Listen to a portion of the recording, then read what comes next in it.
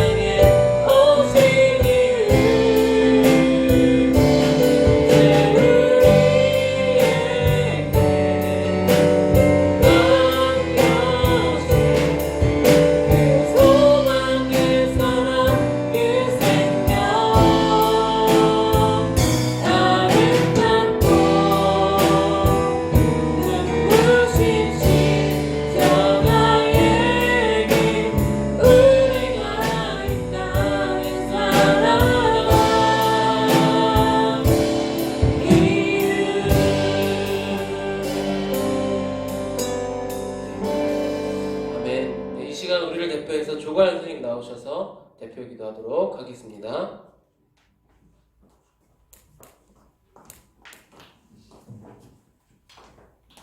기도드리시겠습니다. 하나님 감사합니다. 오늘도 이렇게 저희 중등부 영상으로 함께 예배드릴 수 있게 하시니 감사합니다. 코로나19 사태로 계속해서 개학이 미뤄지고 원활한 생활을 잘 할 수 없지만 하나님의 뜻을 생각하며 기도로 나아가는 저희가 되게 해주세요. 각자 놓인 위치가 다르지만 한 마음으로 각자의 자리에서 온 마음 다해 예배드릴 수 있도록 해주세요. 말씀 전하시는 목사님께 은혜 부어주시고 말씀 듣는 저희도 잘 듣고 한 주간 말씀에 힘입어 살아갈 수 있도록 도와주세요. 감사드리며 예수님의 이름으로 기도드립니다. 아멘. 네, 같이 오늘 말씀 보도록 하겠습니다. 오늘 말씀은 고린도전서 1장 18절 그리고 23절로 24절까지 말씀입니다.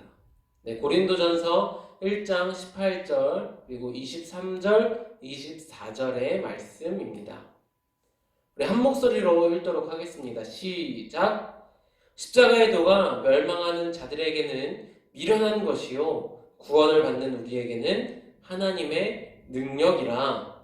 유대인은 표적을 구하고 헬라인은 지혜를 찾으나 우리는 십자가에 못 박힌 그리스도를 전하니 유대인에게는 거리끼는 것이요 이방인에게는 미련한 것이로되 오직 부르심을 받은 자들에게는 유대인이나 헬라인이나 그리스도는 하나님의 능력이요 하나님의 지혜니라. 아멘.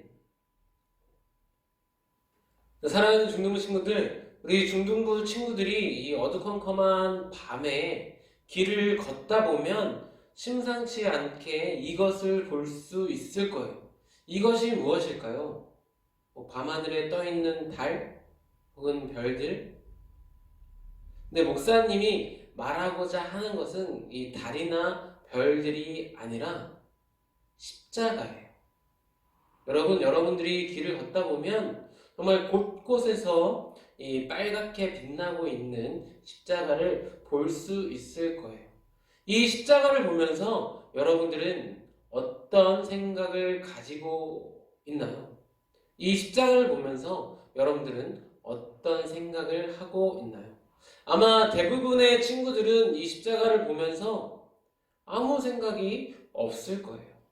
아니면 소수의 친구들, 일부의 친구들은 이 십자가를 보면서 예수 그리스도를 생각할 수도 있고 아니면 고난을 생각할 수도 있고 아니면 예수 그리스도의 사랑을 생각할 수도 있어요.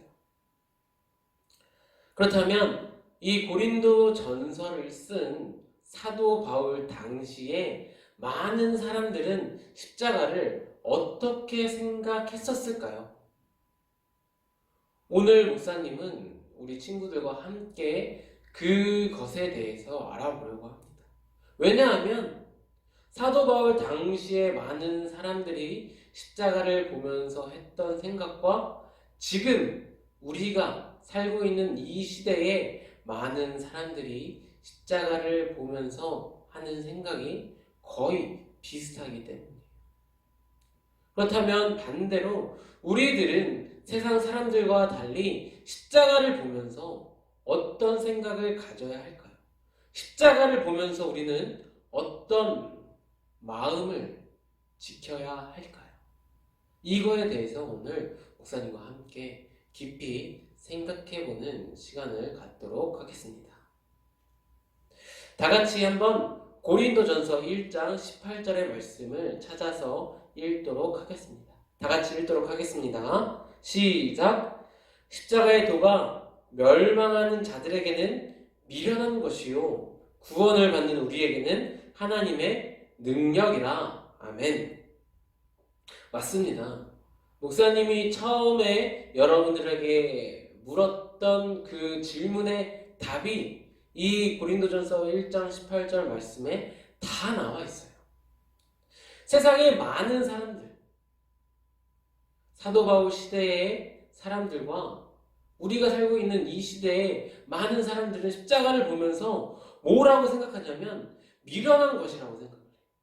하지만 우리들, 구원을 받은 우리들, 예수 그리스도를 믿는 믿음으로 하나님의 자녀가 된 우리는 십자가를 보면서 어떻게 생각해야 하냐면, 무엇을 생각해야 하냐면 하나님의 능력을 생각해야 합니다.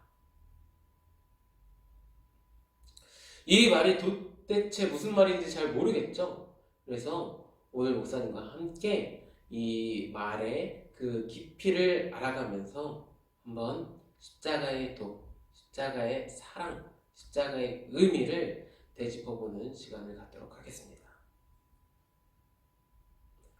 사도 바울 시대의 많은 사람들은 십자가를, 그리고 우리가 살고 있는 이 시대의 많은 사람들은 십자가를, 그리고 십자가에 매달리신 예수 그리스도를 미련한 것으로 여겼대요. 부정적으로 생각을 했대요.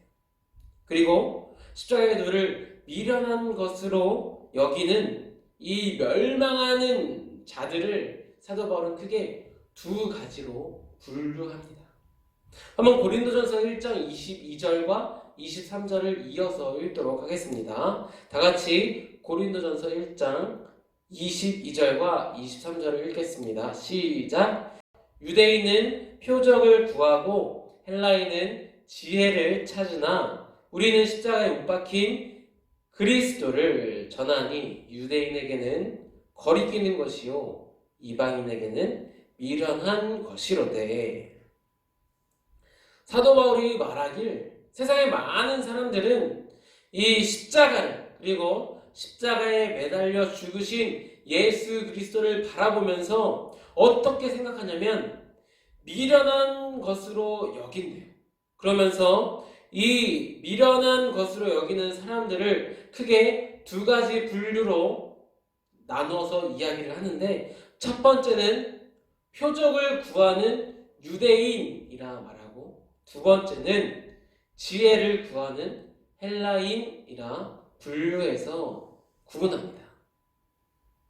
그렇다면 왜 표적을 구하는 유대인들에게 이 십자가, 그리고 십자가에 매달리신 예수 그리스도가 왜 미련해 보이는 것일까요? 표적을 구하는 유대인들이 당시에 바라고 기다렸던 것은 자신들의 삶을 완전히 바꿔줄 이 정치적이고 군사적인 메시아였습니다. 이들은 구약 성경에서 계속 예언하고 있었던 메시아를 기다렸었어요. 그러나 그들이 기다렸던 메시아는 우리가 알고 있고 우리가 이해하고 있는 메시아와는 완전히 다릅니다. 그들은 죄로부터 우리를 구원하시고 영원한 생명을 주시는 구원자, 메시아를 기다렸던 것이 아니라 그들의 상황, 이 로마의 압제로부터 이스라엘의 독립을 이끌어줄 군사적 메시아, 이 정치적 메시아를 기다렸었습니다. 그런데 그들이 기다렸던 메시아, 이 많은 사람들이 따르면서 메시아라고 기대했던 그 예수님께서 제자 중 하나한테 배신을 당하세요. 그리고 십자가에서 수치를 당하세요. 그리고 매를 맞고 벌거벗은 채 돌아가십니다. 유대인들이 생각하기에 십자가에 매달려 죽는 것은 저주받는 사람들이나 십자가에 매달려 죽는 것이라 생각을 했었어요. 근데 메시아라고 불려졌던 예수가 지금 저주의 나무 아래에 매달려 죽게 됩니다. 그런 예수님의 모습을 보면서 이 유대인들은 십자가 밑에서 소리를 지릅니다. 아니, 당신이 하나님의 아들이라면 지금 뛰어내려라. 그래야지 우리가 믿겠다. 당신이 하나님의 아들이라면 비참하게 죽지 말고 지금 당장 천사들을 보내어 당신을 죽이려는 사람들을 멸해라. 그래야지 우리가 믿겠다. 라고 말하며 표적을 구합니다. 이런 그들에게 있어서 십자가는, 그리고 십자가에 매달려 죽으신 예수 그리스도는 능력이 아닙니다. 승리자가 아니고 메시아가 아닙니다. 오히려 패배의 상징이고 실패의 상징이 됩니다. 그렇다면 다른 분류였던 이 지혜를 구하는 헬라인들에게 왜 십자가의 도가 미련해 보이는 것일까요? 그들이 생각하기에 이 십자가에 매달리신 예수 그리스도는 논리적이지 않다는 것이에요. 이성적으로 도저히 이해할 수 없기 때문에 십자가에 매달려 죽으신 예수 그리스도가 미련해 보인다라고 이야기합니다. 이 세상을 창조하시고 이 세상을 다스리시며 무엇이든지 다 할 수 있는 이 하나님께서 왜 인간이 되셨는지 이성적으로 도저히 이해할 수 없다는 것입니다. 창조주이신 하나님께서 창조물인 사람 때문에 정말 미련해 보이고 작게 보이는 이러한 사람 때문에 자신의 모든 권세와 영광과 능력을 다 포기하시고 작게 보이는 자신이 만든 사람이 되셨습니다. 그리고 그들의 죄를 대신 짊어지시고 십자가에 매달려 돌아가셨습니다. 이러한 사건을 볼 때 지혜를 구하는 이성을 중요시하는 헬라인들에게는 도저히 납득할 수 없는 사건이었던 것이죠. 도저히 불합리한 사건인 것이죠. 그렇게 그들은 십자가의 도를 미련하게 보았습니다. 그런데 여러분, 십자가의 의미를 다시 한번 살펴보세요. 십자가에 매달려 죽으신 예수님을 다시 한번 생각해보고 그 의미를 묵상해 본다면 결코 십자가의 도가 거리끼는 것이 아니고 미련한 것이 아닙니다. 예수님께서는 이 십자가 사건을 통해서 유대인들에게 그리고 헬라인들에게 그리고 이 시대를 살아가는 우리들에게 당장의 눈앞에 보이는 현실적인 문제를 넘어서서 근본적인 문제를 해결해 주셨어요. 그것이 무엇일까요?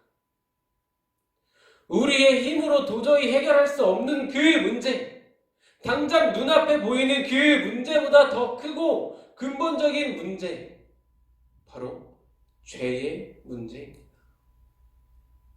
하나님께서는 직접 사람의 몸으로 이 땅에 오셔서 죄로 인해서 죽을 수밖에 없는 유대인들과 헬라인들과 우리들을 위해서 그 죄를 직접 짊어지셨어요. 그리고 십자가에 매달리셔서 죄의 형벌과 모든 저주를 대신 짊어지시고 대신 받으셨습니다. 예수님께서 그 십자가에 매달리셨기 때문에 유대인들과 헬라인들과 우리들에게는 영원한 생명이 주어진 것입니다. 이 당장의 눈앞에 보이는 현실적인 문제들, 이 로마의 압제로부터 그들을 구원해 주시는 일보다 더 큰 문제인, 더 근원적인 문제인 죄의 문제, 이 죽음의 문제를 해결해 주신 하나님을 그리고 십자가의 도를 거리끼는 것으로 미련한 것으로 우리가 여길 수 있을까요? 또한 십자가는 결코 미련하지 않습니다. 결코 비이성적이거나 비논리적이지 않습니다. 하나님께서는 모든 일을 다 하실 수 있는 전지전능한 분이세요. 그런데 하나님께서는 자신의 성품을 거스르는 일, 반대되는 일은 하지 않으십니다. 하나님의 성품 중에 무엇이 있냐면 정의롭고 공의로운 하나님의 성품이 있습니다. 그런데 만약 하나님께서 이 사람의 죄를 보시고도 그 죄의 형벌을 묻지 않으시고 그냥 덮은 채로 넘어가신다면 이 공의롭고 정의로운 하나님의 성품을 거스르는 일이 되는 것이에요.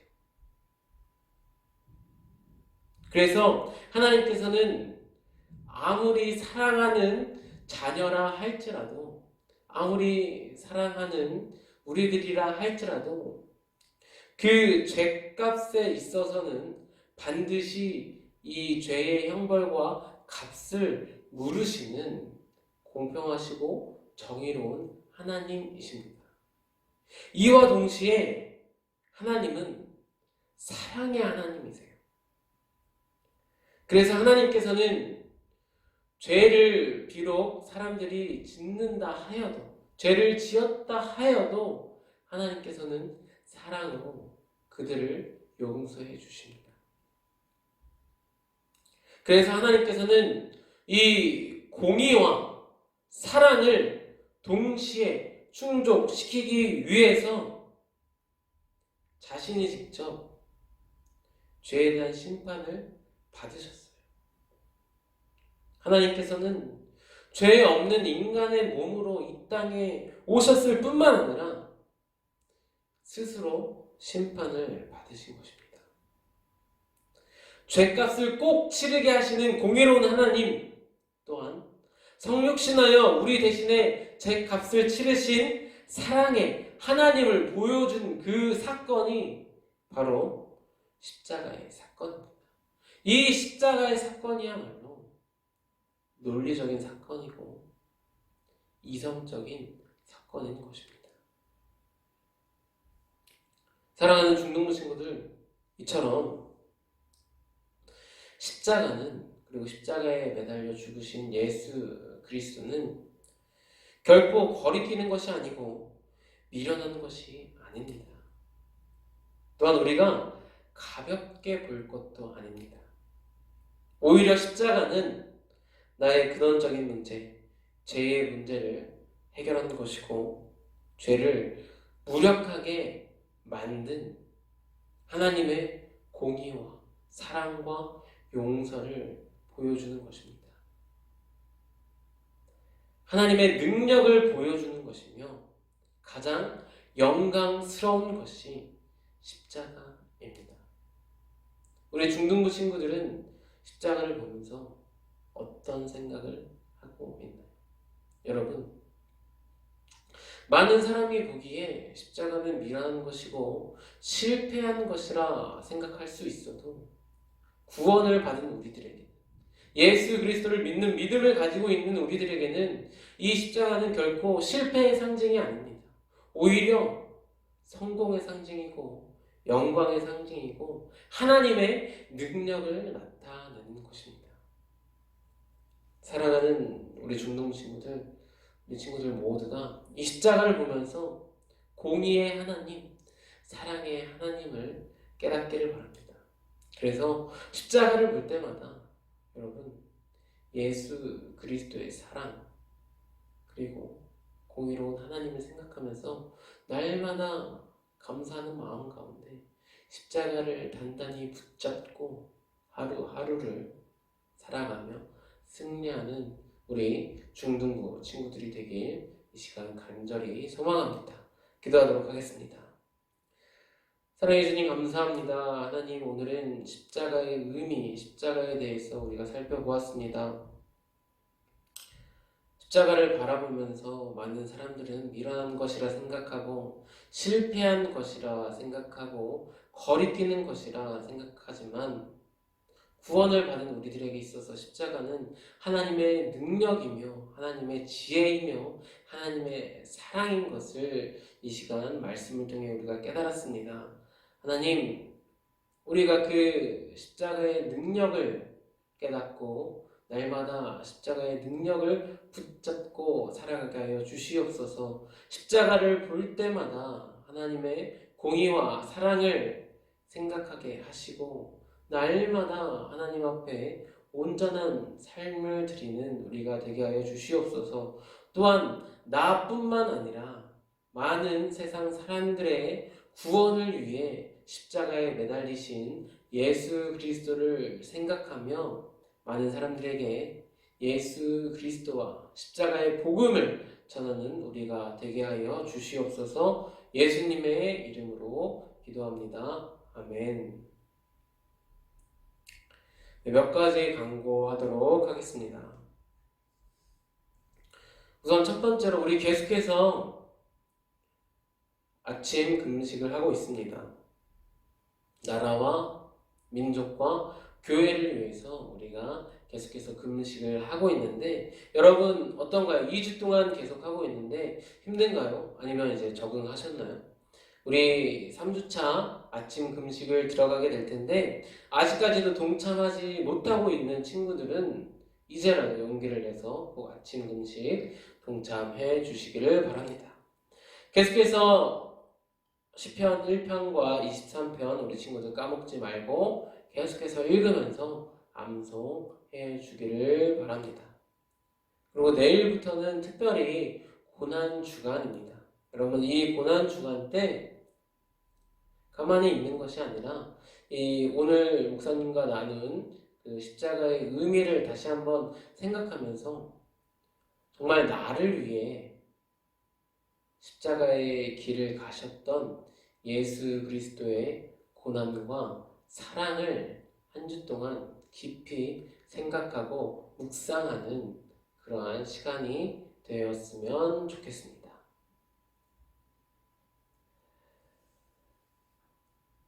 네, 이 시간 우리 주기도문으로 4월 5일 예배를 마치도록 하겠습니다. 다 같이 기도하겠습니다.